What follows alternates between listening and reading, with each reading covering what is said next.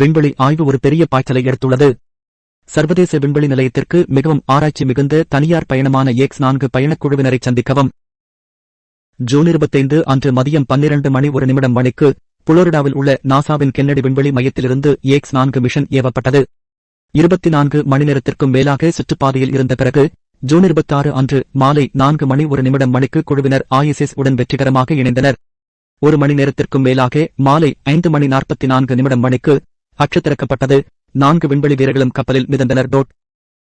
அமெரிக்க விண்வெளி வீரர் Peggy Whitson தலைமையில் AS-4 திட்டத்தில் இந்தியாவின் சுபன்ஷு சுக்லா, போலந்தின் சாவோஸ் உஸ்னான்ஸ்கிவிசிவ்ஸ்கி மற்றும் ஹங்கேரியின் திபோர் கபு ஆகியோர் அடங்குவர்.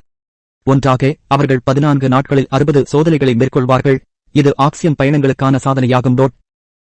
AS-4 குழு 31 நாடுகளை பிரதிநிதித்துவப்படுத்தி மனித ஆரோக்கியம், பூமி அறிவியல், உயிரியல் மற்றும் பொருட்கள் ஆகியவற்றில் அதிநவீன ஆராய்ச்சியை மேற்கொள்ளும். மிகவும் எதிர்பார்க்கப்பட்ட ஆராய்ச்சி திட்டங்களில் ஒன்று இந்தியாவின் ISROவிலிருந்து வருகிறது. பைலட் சுபன்ஷு சுக்லா பிரதிநிதித்துவப்படுத்தும் ISRO நுண்ஈர்ப்பு விசையில் பல பாதையை உடைக்கும் சோதனைகளை நடத்தி வருகிறது. அவர்கள் என்ன செய்கிறார்கள் என்பதற்கான விரைவான பார்வை இங்கே. 6 வகையான பயிர் விதைகள் விண்வெளியில் சோதிக்கப்படுகின்றன. இந்த பணிக்குப் பிறகு மரபணு மாற்றங்கள் மற்றும் மீள்தன்மை குறித்து ஆய்வு செய்வதற்காக அவை பூமியில் தலைமுறையாக வளர்க்கப்படும்.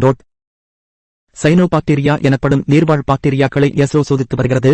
இது விண்கலத்தில் ஆக்சிஜன் உற்பத்தி மற்றும் மறுசுழற்சி அமைப்புகளுக்கான எதிர்கால கருவிகளாகும். பூஜ்ய ஈர்ப்பு விசையில் தசைச்சிதைவை இந்த ஆய்வு குறிவைக்கிறது.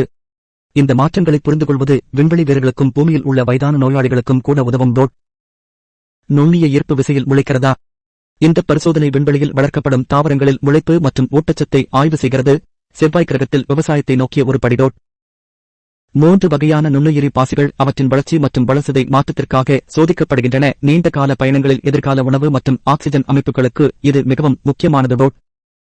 கணினித் திரைகள் விண்வெளியில் விண்வெளி வீரர்களின் கவனத்தை எவ்வாறு பாதிக்கின்றன? தொடுதிரை காட்சிகளுடன் அறிவாற்றல் தொடர்பு மற்றும் அழுத்தத்தை ISRO சோதித்து வருகிறது.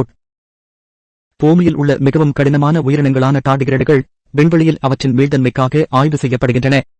தீவிர சூழல்களில் உயிர் வாழ்வதற்கான ரகசியங்களை அவர்களால் வைத்திருக்க முடியுமா?